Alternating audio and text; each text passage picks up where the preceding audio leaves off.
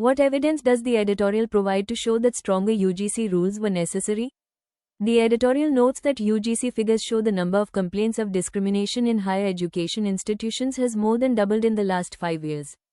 Placed in the context of years of activism, litigation, and tragic incidents that shook the nation's conscience, this data highlights that caste-based discrimination on campuses remains a serious and growing concern.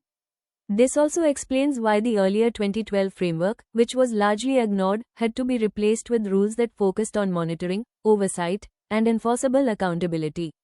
For UPSC aspirants, this is a clear example of how data, context, and governance failure together justify policy intervention in matters of social justice.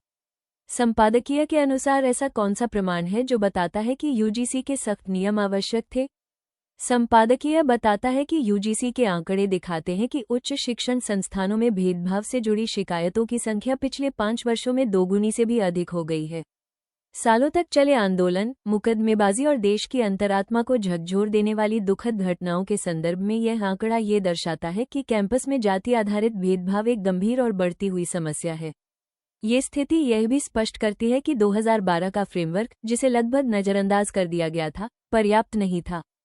इसी कारण नए equity rules में केवल दिशा निर्देश नहीं, बल्कि निगरानी, oversight और लागू कराने योग्य जवाबदेही की व्यवस्था जोड़ी गई। यूपीएससी के लिए यह एक स्पष्ट उदाहरण है कि कैसे आंकड़े, संदर्भ और शासन की विफलता मिलकर नीति निर्माण को उचित ठहराते हैं।